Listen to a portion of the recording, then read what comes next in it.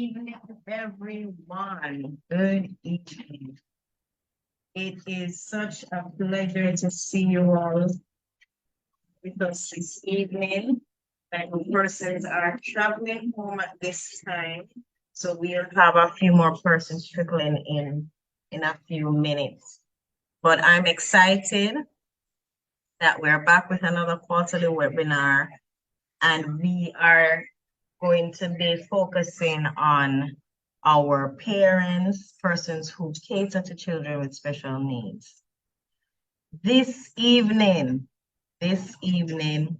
my team is here with me. That's right, open your video, that is right. My team is here with me. Let me, April, okay, all right. We are here. These ladies have been with me for all the quarterly webinars, and we met as a result of our passion for special needs, special education. So they will be assisting in facilitating our meeting this evening. So here we have April Morgan and Sean Carter. Hello. Good evening, everyone. Good evening. All right. So we are going to start off, of course, with an opening prayer. And after which we will move right into it. So I'm looking for the president of the Kiwanis Club of Nation Builders. I don't see her on yet. But if she comes on right before, we will allow her to bring greetings. And after which we go right into the introduction of the speaker. All right. So let us jump right into it. Blessings. All right, let us pray. Heavenly Father, we give you thanks and we give you praise for another day. We thank you, dear God, for your mercies. We thank you for everything. We thank you this afternoon, God, that we're able to join to discuss the matters that affect us, mighty God, and that other persons are affected by. God, we just ask that whatever will be said and done, mighty God, that somebody will learn something tonight that we can take back, mighty God, wherever we go. I ask you that you will just help us, mighty God, to be open to share our ideas or thoughts. I ask you to just be with this evening's proceedings. In your name I pray. Amen. Amen. Amen. And at this time, Madam Morgan, Madam Carter, if you can probably help me out here if you're seeing the president of Shield anywhere here. No? All right, that means she's not on yet. All right, so thank you so much, Mrs. Carter. And welcome once again. We're going to jump right into the introduction of our speaker, and this is going to be done by April Morgan. Thank you. Good evening again, everyone, and welcome. This evening, we have a phenomenal and wonderful speaker with us. I'm so happy she's here. I'm giving her some big ups before I get into her bio. I just want to let you know she's a wonderful, beautiful woman inside and out, and she happens to be my sorority sister. Carol Dexter is a certified integrative nutrition health coach who is dedicated to helping individuals achieve optimum health and wellness through personalized lifestyle and behavior modification. With a bachelor's degree in psychology from the University of the West Indies and a certification in health coaching from the Institute from Integrative Nutrition, New York, Ms. Carol brings a wealth of knowledge and experience to her health coaching practices operating under the company name All Glow Up. She understands that each individual's journey to health is unique and requires a personalized approach. Through one-on-one or group coaching sessions, Ms. Carol helps her clients identify and achieve their health goals, whether it's losing weight, managing stress, improving sleep, creating a healthier relationship with food, or balancing this juggling act we call life. With a focus on whole food nutrition, mindful eating, and regular physical activity, Carol is synergized with her clients and reveals sustainable lifestyle challenges that lead to a long-term health and wellness. Her coaching style is supportive, non-judgmental, and empowering, helping clients overcome obstacles and creating lasting challenges or lasting change. In addition to her coaching practice, Carol also shares her passion for health and wellness through workshops, seminars, and online courses. This passion has been driven for over a decade since the passing of her mother in 2011 and later her father in 2019, who both died from complications of diabetes and health disease. In 2011, she ran her first marathon in honor of her mom and completed her second reggae marathon in December 2022. Her goals are to inspire and empower individuals to take charge of their health and to live their best life. Carol comes from a musical family and a gifted, multi-talented vocalist, arranger, producer, and songwriter who also does graphic design professionally. She's married to music producer and sound engineer, Mr. Ron Dwyer, and they have one son, Jahad, who is a member of the American boy band 8, which they both manage. Please put your hands together and let's welcome the beautiful Mrs. Carol Dexter-Dwyer. Thank you so much for that introduction, April. I appreciate it. Thank you so much to everyone who's here this evening.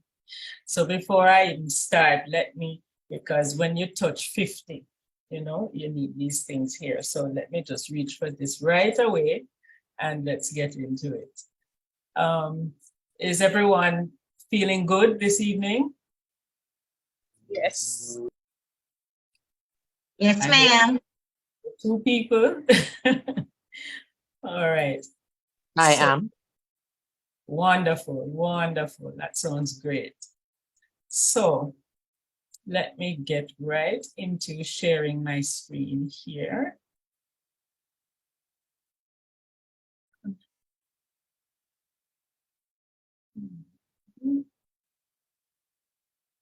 Okay, so Joan, this says it will stop your computer sharing. Oh, yes, go ahead. Because I was sharing the song. Yeah, man. Oh, all right. Wonderful.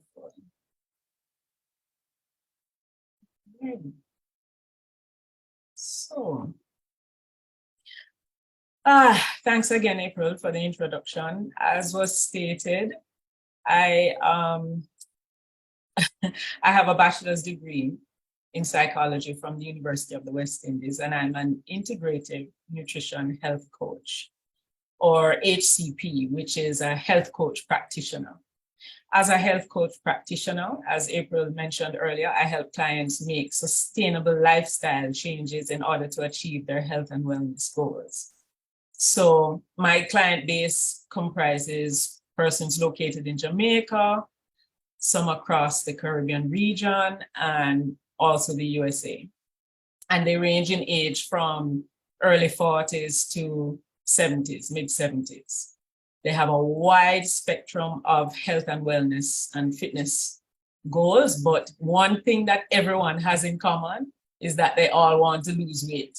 So everybody seems to have that as a challenge. But on a serious note, today I'd like to talk with you about taking care of yourself while catering to a child with exceptionalities. And taking care of a child with exceptionalities can be a challenging and rewarding experience at the same time. Being here today, even if you don't have a child, with exceptionalities, you may find much of the information I'm sharing useful for yourself. Just a quick announcement though, that this will be an interactive session. So for those who are introverts like myself, believe it or not, you're probably ready to log off or slide onto your computers because you know, we don't do we don't do, you know, much of we don't do well presenting ourselves to others, so to speak. But and also, you know, introverts are most likely to be called on because we tend to have that sort of luck. But I guarantee you it's going to be painless. So let's get into it. We've heard it said that you can't pour from an empty cup. But what does this really mean? Literally, if there's nothing in your cup, then what are you really pouring or sharing or giving?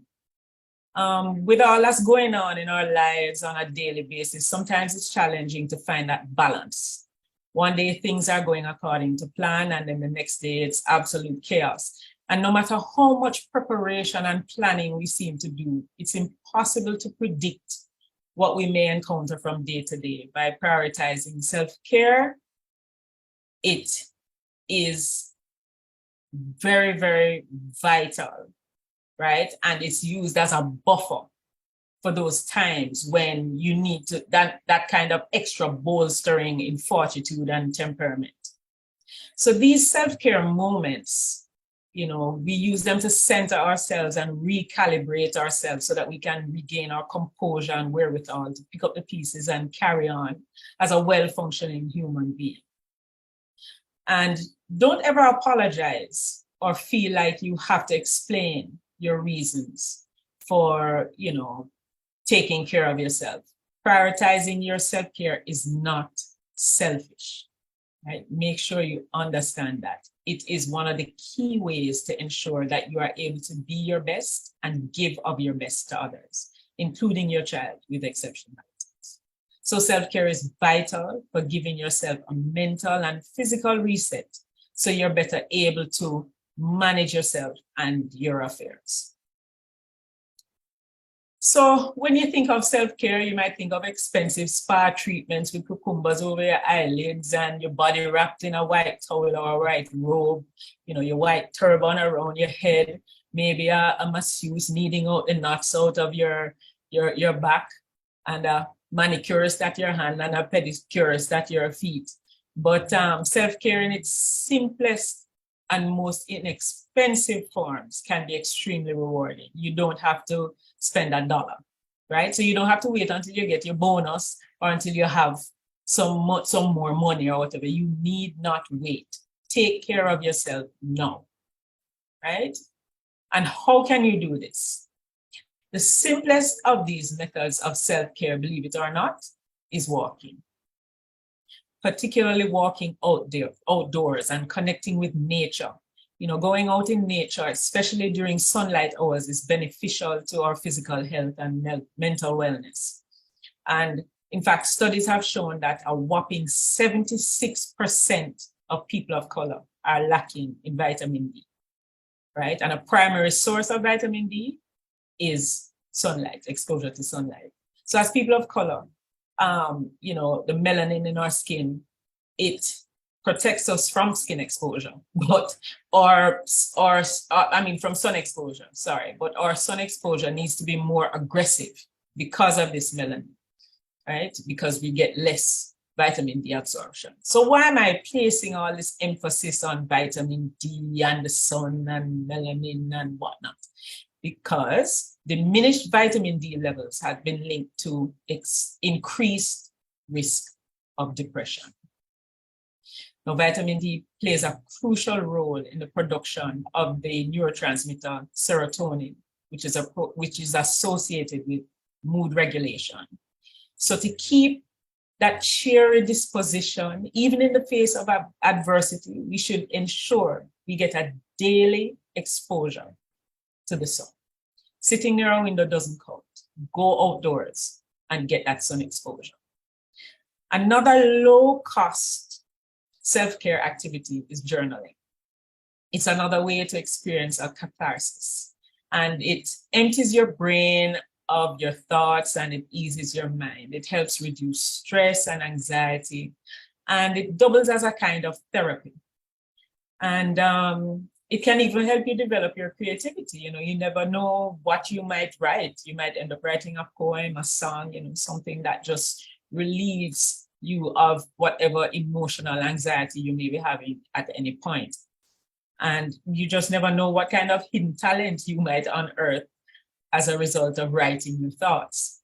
So journaling can actually help you clarify your thoughts and your feelings and create a deeper understanding of yourself and your experiences. When you put things down on paper, if you have made it through the day, the week, the month, the year, somewhere down the road, you might be able to look back at what you have written. And although when you wrote it, you were going through some challenges, you would see that, hey, although I thought I wouldn't make it, I'm actually here. I'm here reading this. So I survived and I overcame, right? I actually make it a practice to journal, most mornings. And, sometimes you go to bed with something on your mind and you might go to bed upset and whatever it is, just keeps going over and over in your head. And you wake up with it maybe on your mind first thing in the morning. So what I do first thing in the morning is I get my journal out and I just put everything out of my head. And I find that once I leave it on the paper, I have an ease to go through my day because I don't have that on my shoulders, on my head thinking about anymore. So journaling can be extremely helpful.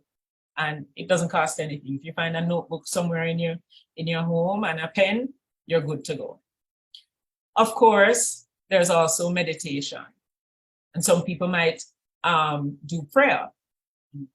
And that, with meditation, you have the option to find a physically isolated spot and just center yourself. And if you can't find a quiet spot, that's fine too. Meditation is not about what's going on the outside of you. It's about what's going on the inside. So no matter where you are, you can block things out and just go within. Use a quiet place inside where you can find peace. So what I've given you here are only a few examples of what you can use and see if they can work for you. Some of these examples may not be practical for everyone, but with self-care, it's important to just find something that makes you relaxed and happy, something that you enjoy. So I'm gonna get a little interactive now and just find out from you all, what are some of the activities that bring you joy that, you may do from time to time or that you may even want to do more often? Anyone want to volunteer? I love to travel. There's something about actually just either it's on a plane or in a car driving out of town. Just the scenery for me relaxes me. Okay, traveling. Anyone else? Just being around a body of water brings me an immense amount of joy and peace. And all the adjectives that could describe being very peaceful. You and I both, I love the water. Yes. We should plan a beach trip though. Someone in the chat, April in the chat said music. Yes. Music brings me a lot of joy, along with traveling and actually being by the water as well, but music. Anyone else wish to share? There may be something that we haven't covered. I see someone. Someone put Ruth Gray Barrett said playing games with friends and family. Yes. Marelda Hughes says traveling and dancing. Persons are putting in music, movies, meditating and relaxing. Lovely. Right. So those are all options that are low cost, zero cost, that, can help you to really, get back to a centered state. All right, wonderful. Now, it is difficult to be of service to others if you're struggling with your health, and physical weakness limits you and the care you're able to offer to those in need of help. So you have to help yourself first. And I'm sure we've all heard, well, those who have traveled on a plane would have heard the purser say to put on your life vest first, your life vest first before you help others. And there's a simple logic with that, because when you're in turbulence, if you're focusing on helping someone beside you and you don't have your life vest on yourself, then you're both at risk of whatever may befall you.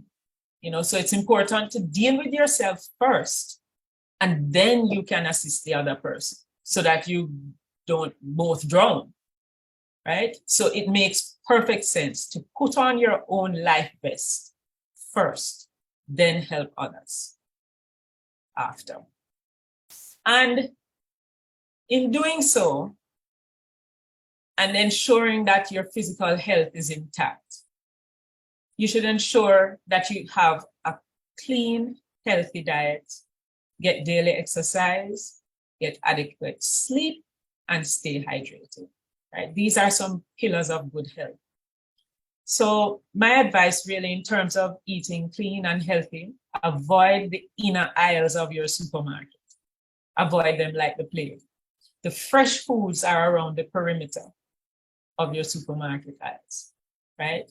So you'll find your fresh foods and your fresh foods produce and your poultry and so on. All of that is on the outside. The inner aisles are where you find all the foods in packages. I don't know why they call them food, right? But you find all those things in packages which have inferior nutritional value to what is on the perimeter. I always marvel at how much food we import in Jamaica and how superior many of us believe imported foods to be when we have such a wealth of produce right here in Jamaica. I mean, if you look at even that photo that's on the slide right there, that's a typical scene at a Jamaican market. We have nutrient-rich soil, which all of these foods are grown in, and we get maximum nutrition from that. But just because of ease or convenience, we may opt for the pancakes and the pancake syrup and all of that. And that really is a recipe for a metabolic disaster. All it does is spike your blood sugar early in the day and have you craving for more of the same. So if we start to eat a cleaner diet, more fruits, more vegetables, and chicken, fish, whatever meats you'd like, but just cutting back on the fast foods, the convenient foods, the sweet drinks, and that sort of thing. It's really beneficial to your health. In terms of daily exercise, it's quite simple. You can kill two birds with one stone, as we say, and get your daily exercise in by just walking. It serves two purposes: clear your mind. You get a chance to be exposed to nature and your vitamin D from the sun, and you get your exercise going. A simple walk will, if you do a spirited walk, it will raise your heart rate and get everything pumping, get your circulation going. And you'll be surprised to know how much better you will feel as it releases dopamine, which I say is a feel-good hormone. And it will sustain you throughout the day. Adequate sleep. I know a lot of us have issues with sleeping. And I'm sure that seeing that number on the slide, 7 hours, is quite ambitious for many of us. But this should be the bare minimum. A number of us have kind of destroyed our circadian rhythms, of our bodies. And we have some odd hours of sleeping, and it throws us off. It makes us crave bad food. it does all kinds of stuff and completely, throws us off balance, off kilter. So setting a definite bedtime where you can get your 7 hours in at least is ideal. And of course, hydration. Water, coconut water are good options. Coconut water, of course, because it has some electrolytes, minerals, and so on in it that can help to really give you some good hydration, separate and apart from water. 6 to 8 glasses per day is recommended, and that will help you. All of these things that I have listed here are really the keys to good health. So, any questions or comments? Let me check the chat. Someone says, I'm recovering from pinched nerves. I need a lot of exercise. Okay. That's what I'm lacking now, sufficient sleep. I understand very well. Oh, someone said beekeeping. Wow, that's an interesting activity. All right, okay. And gardening too is very good. Gardening is also a type of exercise as well. You do a lot of bending and you get a lot of sun exposure from it as well, especially if you're outdoor gardening. So our third tip is to stay connected. No man is an island. And the term no man is an island simply confirms man's need for social connections. We are social beings. And as such, we are wired to have and experience social interactions. Although self-care that we previously touched on is centered around you and your own needs, this also is important.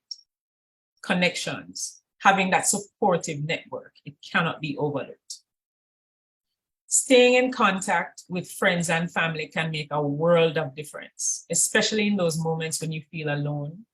Also, making connections with others who share your experience as a parent of a child with exceptionalities. In making these connections and staying in contact, you'll feel less isolated and overwhelmed, and because you always have someone to call on for support.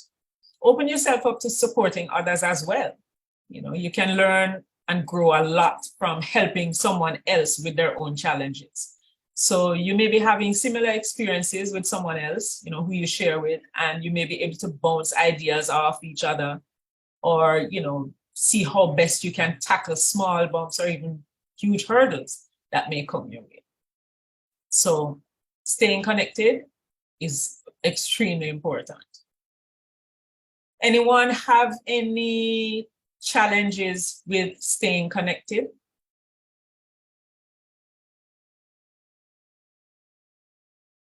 Do you have a network with whom you can share? This is a general questions or a question, or is it for parents with children with? Well, actually, it goes for anyone because, as I said, we are social beings. So we all have to have some kind of network to relate with. I don't know why I'm not seeing the chat anymore. Okay, here we go. Okay, there's nothing new in the chat. All right. Well, I can answer. Sometimes it is challenging I have a network, and it's a network of friends that I've had since high school. It's a very strong, tight-knit, low maintenance network because I think we all understand that we all work and are all trying to achieve individual goals, but it does become difficult sometimes to stay in contact and stay connected because it is very easy to get caught up with everything that is happening in your personal life. But we always try to, at least if it is even 3 times for the year, there are times when we know that we definitely need to plan something so that we can hang out and reconnect and unwind. So it is hard, yes, but it also takes work to stay connected and to at least plan and say on this day in this month, then we'll do this. So yeah. Okay. That makes a lot of sense. Thank you so much for sharing. Anyone else? I think my network is really small. My network is really small, and I think because I'm somewhat introverted too, I don't. Well, I guess my personality is different because I'm mainly introverted generally, but because I'm in entertainment, I am extroverted for that space. So it's kind of confusing to persons when I say I'm introverted. They're like, no, you're not. But I think my circle is small because I'm so introverted. So I confide in just a few people. I understand you perfectly. I'm also in entertainment in another sphere of my life. And, people would never understand how long it took me to overcome stage fright. But that's a whole other conversation. I see Danique has her hand raised. Hi, good night, everyone. So I'm actually in the process of getting my son assessed for autism. So I do have a network. One of my extremely good friends is also on the chat tonight. She actually invited me because she thought this forum would be extremely beneficial for me. That's Ruth and Gray Barrett. So my network, we're very close in terms of my friends and stuff. And when they do see information out there that would help me in terms of managing and going through processes when I get overwhelmed with different situations, they'll reach out and they'll send me information, which I'm extremely grateful for. Well, that is excellent that you have that sort of support. That is really good. I see someone saying something. Okay. And Joan is following up saying awesome. That is awesome indeed. Thanks for sharing, Danique. So tip number 4 is ask for help and take a break. You deserve it. Right? You won't always have all the answers in dealing with a child with exceptionalities. This is a reality that may be hard to face because there's no blueprint to follow, right? There's no blueprint to follow to raise children at all. So there are general guidelines, but some things in life are really trial and error. And the sooner we face this is the sooner we recognize that it's okay to take a moment to breathe and restore. In doing so, you prevent burnout and preserve your mental health. And just know that it's acceptable to reach out and ask for help and take a step back, if even for a short time. If you find that you can probably afford to pay someone to help you to step in and assist with your child while you tend to yourself and get your recharging and so on, please do.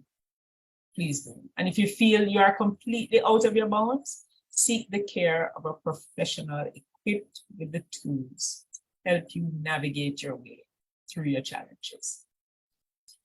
They should be able to provide additional strategies to help you cope. Has anyone here ever been afraid to ask for help? What are some of the reasons you think for this? Is there anyone?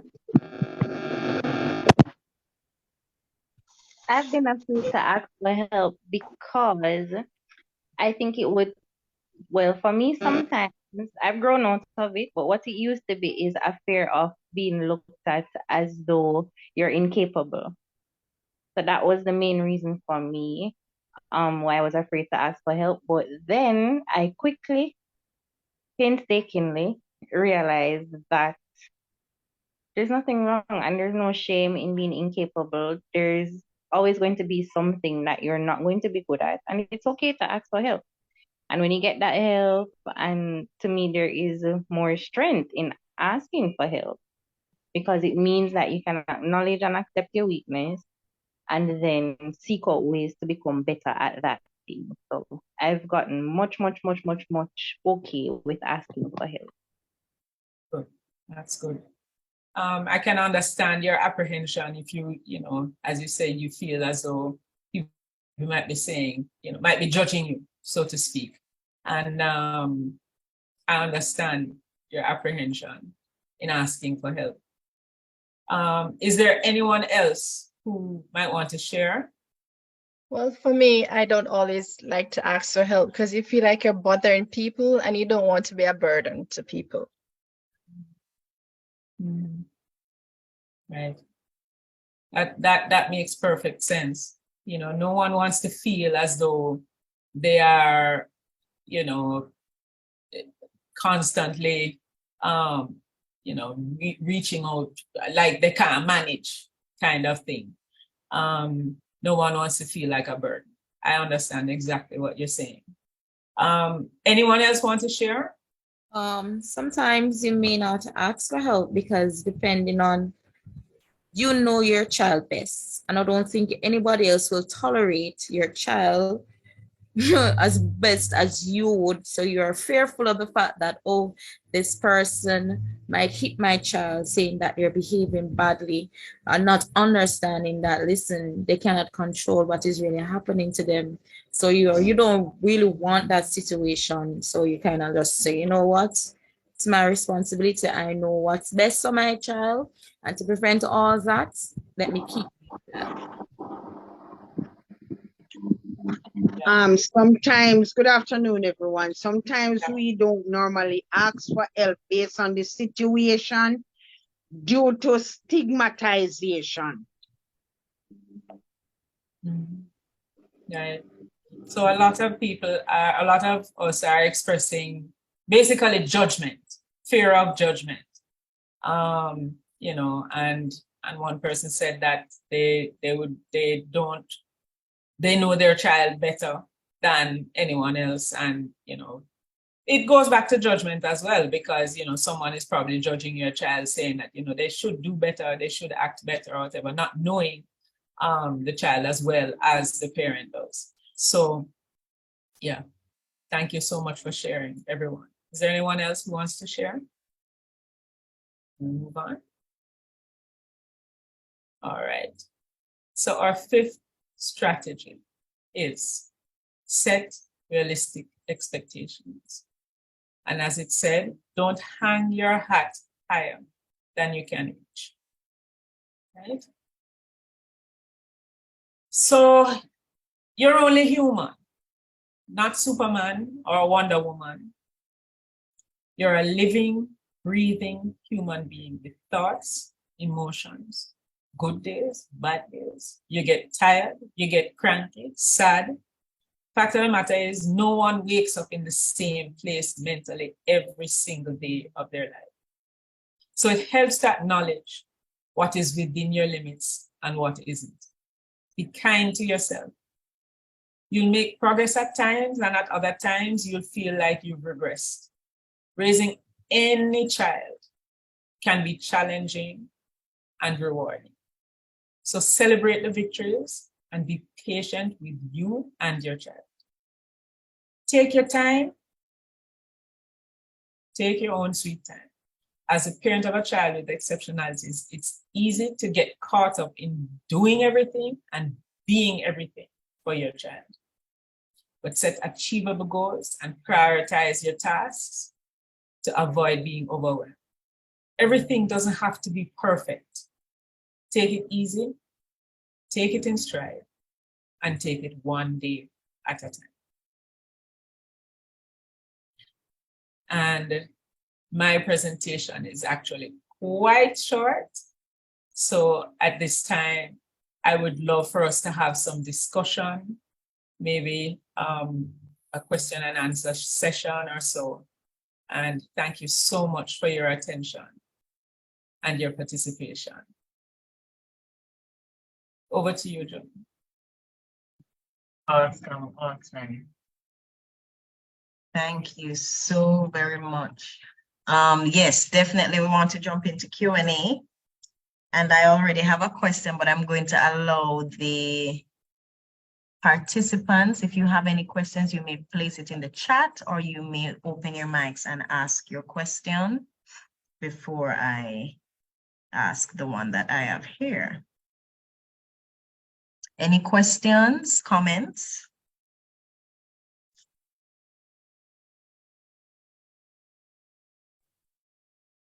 Well, this is wonderful. This means that the information was concise.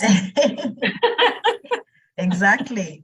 I have a question, and you sort of touched on it.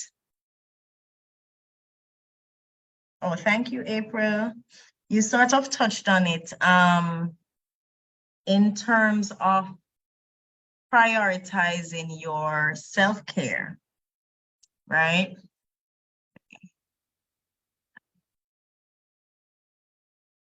In terms of prioritizing your self-care as parents of children with special needs, sometimes we may struggle with the idea that, as someone said it too, that persons may not tolerate or cater to your child as best you think you do.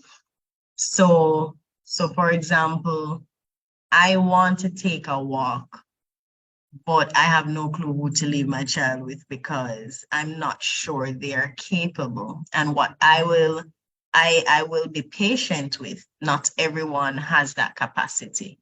So how do you prioritize your self-care and have that? Because that's going to affect you even in the moment, because you're going to still be worrying about your child. What are some tips that you can give us in that regard too, as parents? That is really a challenging question, as to who you would entrust with your child. That is a very challenging question. But I would probably say, if it is an option, to take your child with you on the walk. I mean, you may be looking for some time to be alone, perhaps, but just the mere fact that you're outside, that you're seeing everything around you, seeing the beauty of everything around you, and you're able to at least just take it all in and not necessarily be completely focused on your child at that point in time, but sort of take it in for yourself then, so to speak. That's probably the option that I would take. I would take my child along with me and just enjoy every moment of the outdoors. Awesome, thank you. Any other questions from the room? Hey, Joan, this is April. I have a question, and it's for Carol or maybe any member of the participants today that can help me. Recently, I am now teaching high school children with exceptionalities.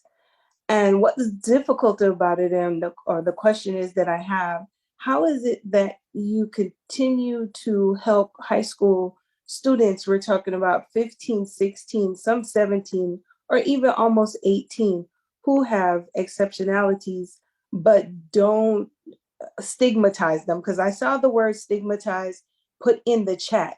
I'm not talking about little children now. I'm talking about close to adulthood. Even though they're still children, but they're still older. How do I help them with their exceptionalities without making it seem like it's a stigmatization? That's my question. That also is a very challenging question that I'm not sure I'm equipped to answer. I don't know. I think perhaps in assuring people that there is no judgment, assuring them that you see them as a whole and beautiful human being is reassuring to anyone.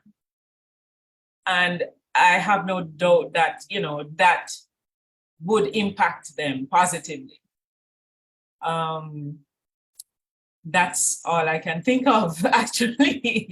That's not really my expertise per se, but that's my answer. Thank you. Thank you for asking. All right, so I do have a question, but I think it is more geared towards participants of this tonight, and not necessarily you, Carol.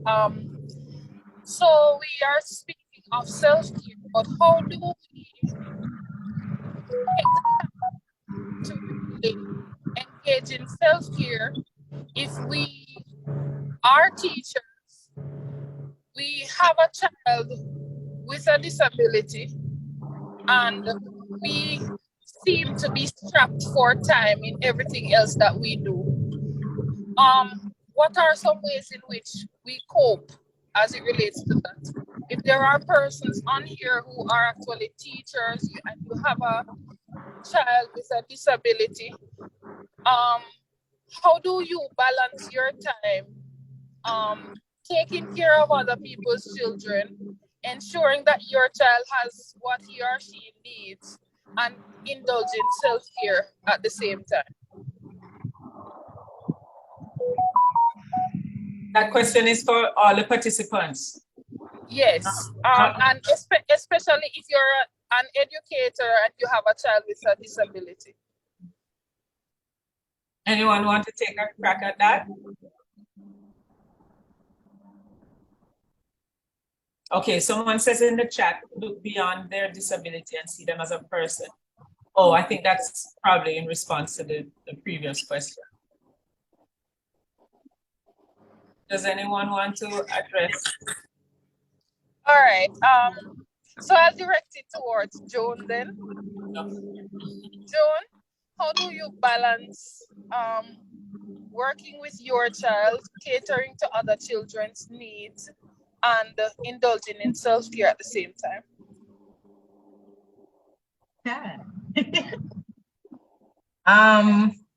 I guess to be totally honest, it's not really a case of balance per se. It's just doing the best you can with what you have. And for me, I realized that as Madam Carol said, it's okay to ask for help, because initially I didn't feel comfortable doing that, because sometimes society would be like, yeah, but you're the mom, it's your child. But if I need help, like I'm blessed to have a circle where I can say, for example, Mom, can you keep my daughter for me just for an hour? A lot of times what I do, if I have something to do, I kind of set the time. So I would say I will not leave the house more than, say, 2.5 hours, right? And kind of space out the activity. So let's say something as simple as getting my nails done helps me to kind of relax my mind and get away from it all. But it's enough to kind of, get me back and give me some rejuvenation. So it's not really balanced for me. Whenever I need the help, I just ask. And whenever I need time off, I just say, I just need an hour, just an hour or something to that effect. That's how I do it. Okay, thank you for answering. I actually asked that question because I've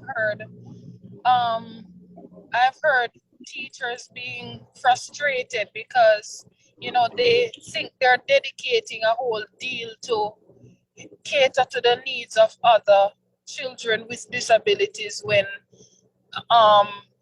it's as if their child, is left on the back burner, and that is one of the reasons why I asked that question. So thank you for answering. That was my question. Thank you. Thank you for sharing. All right. For me, I really the setting of the realistic goals. That part was so good. I was just trying to soak up everything. I wish you could just go over a little of it for me. It was just so good. Well, just as we say in Jamaica, don't hang your hat higher than you can reach it. Just know what is within your limits and what you know, how much you can expend and how much is gonna take you perhaps over the edge. You have to sort of gauge and know where your balance lies. It's challenging, yes, but it's doable. If you spend a little time and just probably jot down some ideas of just how you can tackle certain things, how you can deal with certain things, and who may be more of an expert to deal with other things than you are. That can be helpful as well, you know, because then you'd have a ready list, so to speak, of, you know, who to go to for what kind of thing. Not sure if I'm making sense to you. Does that Yes, mean? definitely. Yeah, very good, very good. Okay. Okay. Glad I was able to answer. Thank you so much. You're most welcome.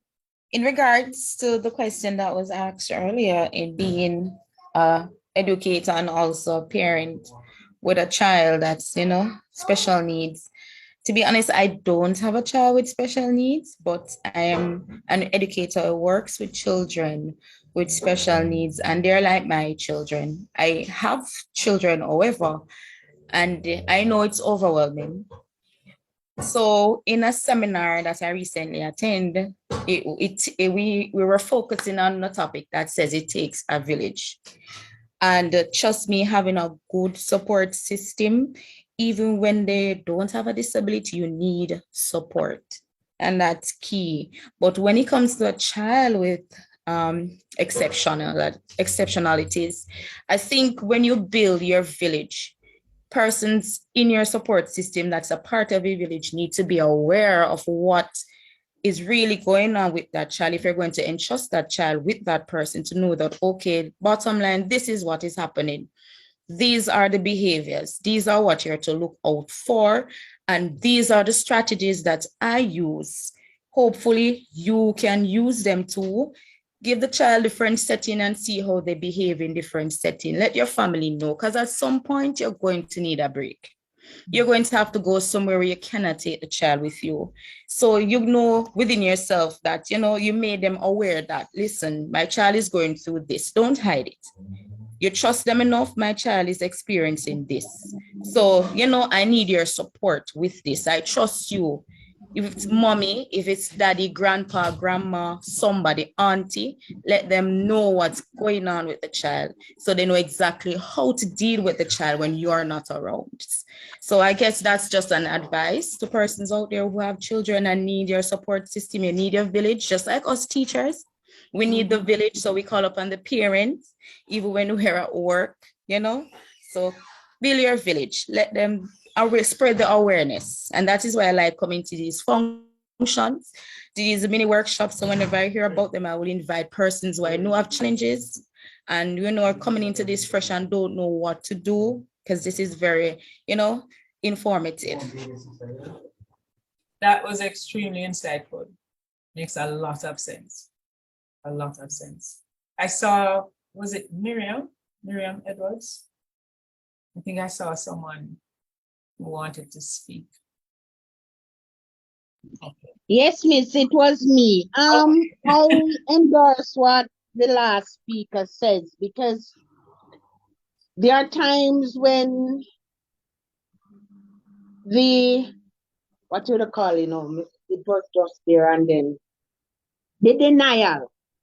When parents are in denial that nothing is wrong with my child, when we get them at school, even the regular school setting, and we have to call in the parents and so forth, it is really, really, really, really oppressing and depressing. Because when you point out to them that, mother, the child don't this, the child don't that, the child cannot this, the child cannot that, or sir, the child, whatever. Not do him, teacher, not do him when in the yard in this, when in the yard in that, when in the yard in that. So not do him. And all the works of that. So as the previous person spoke about the village, the knowledge of knowing what is really happening is key. Right. And as someone else said, you know your child best. Yes. Yes. Yes. Thanks for sharing that.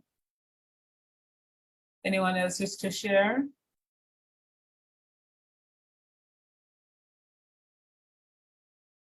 Someone in the chat says, it's not easy to trust people these days with your child, even family members. And also the village nowadays is not like back in the day. Things and times change. That is very true. That's very true. But perhaps there comes a point at which you maybe really have to seek out a trusted person, you know, someone who you really think you can entrust your child with. That's a reality for real, you know, that you can't really trust too many people these days. But you know, we all should be able to find even one person in our lives who, you know, who we can entrust with our greatest gift, which is our child.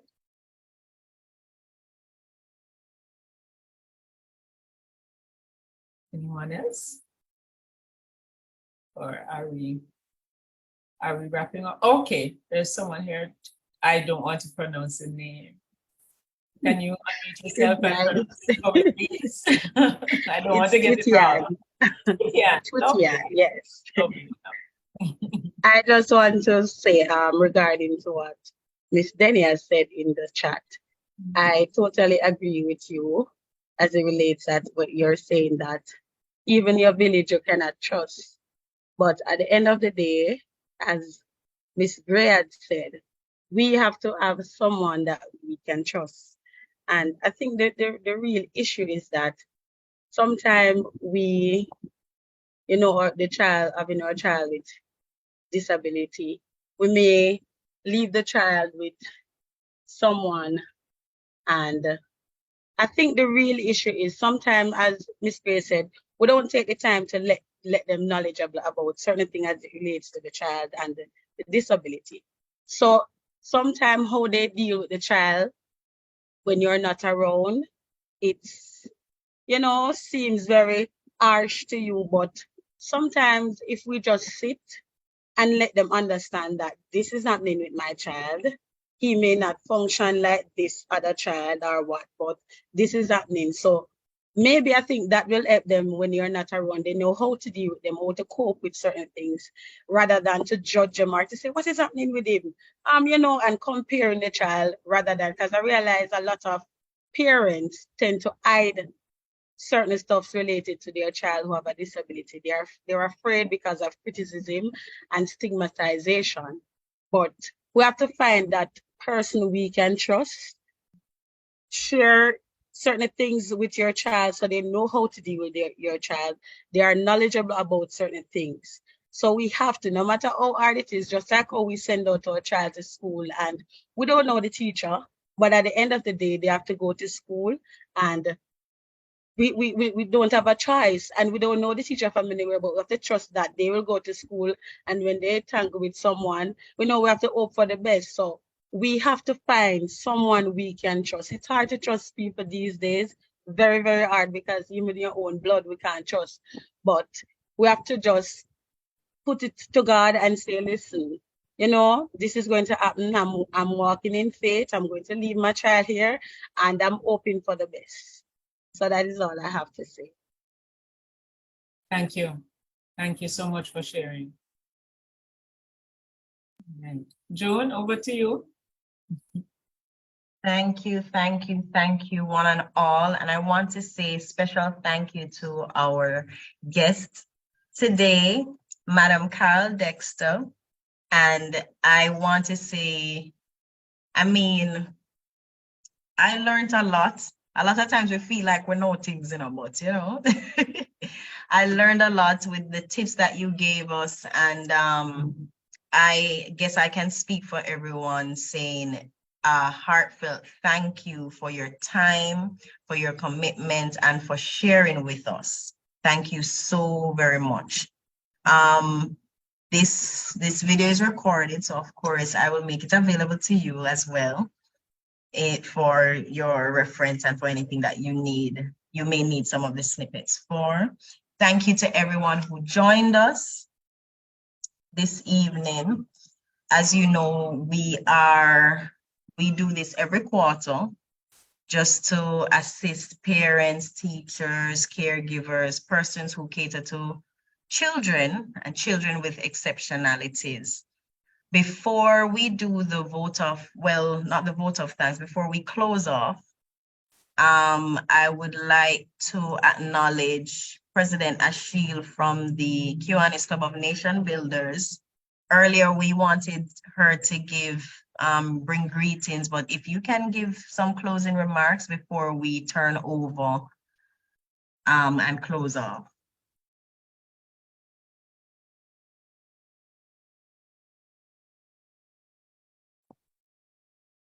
President Ashil. Hi, good evening. Good evening. How are we tonight? We're feeling more relaxed now that we got some extra tips to take care of ourselves. Yes, definitely. I'm here trying to do just that while I listen in. And I think I need it because my daughter just called to ring off my ears. Oh my goodness. Anyways, hello everyone and good evening. Apologies for not giving my greetings earlier.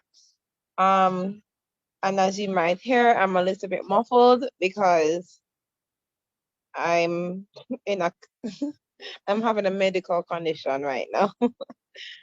But I enjoyed the presentation and thank you so much, Joan, for the great things that you do and always just conducting webinars like these that are very not only interesting but educating at the same time.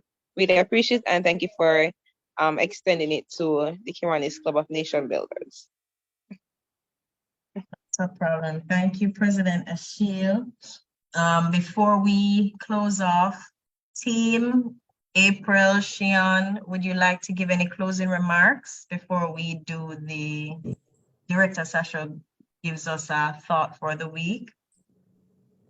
Sure, thank you. This is Oh. April. I'm sorry, I did want to share some closing remarks. This was an exceptional presentation, so we were happy for everyone that attended, grateful for the opportunity, but also how can we get in touch with Miss Carol for health and wellness? She didn't share that information Yeah, with she us. posted it in the chat. She posted it in the I'm chat. sorry, I was I put in the listening, chat not just looking in the before chat. you. Sorry. Okay, She great. posted it in the chat. And we'll But- make it available for everyone when we send out our email. So if this is your first session with us, please post your email address in the chat so that we can keep you updated for future sessions. Please post your email address. And if you're not sure if you did post it the last time, post it today same way. All right. Okay. And one other thing, I can't wait for a beach trip, please. All right. And thank you. Awesome. Shion, you were going to say something too? Yes, I'd just like to say thank you, Miss Carol Dexter, for a wonderful presentation. We really learned a lot. I really learned a lot. Thank you for taking the time out to be here with us. And I just know that the conversation continues as always, and we just thank you for sharing the wealth of knowledge that you have, in your specific field and show us how it relates to us as educators, to parents that we have on the line, we're just extremely grateful for you taking your time out to come to do this presentation. Thank you. That's all I have to say. Awesome. Thank you so much.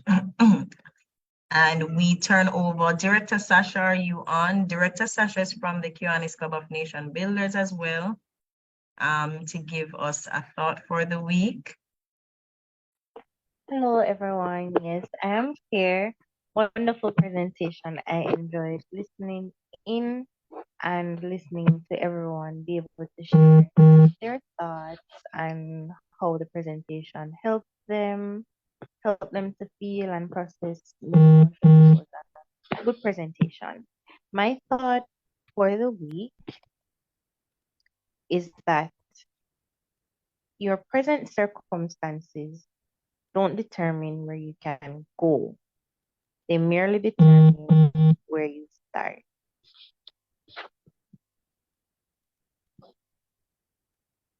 Awesome, awesome. Thank you so much, Director Sasha. Well said, well said.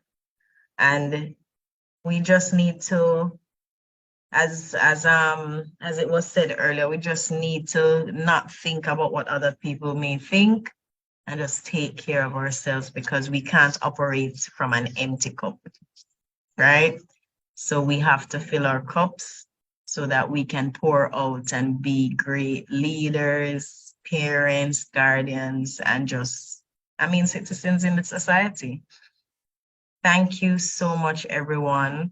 And as we close off, please put your email address in the chat.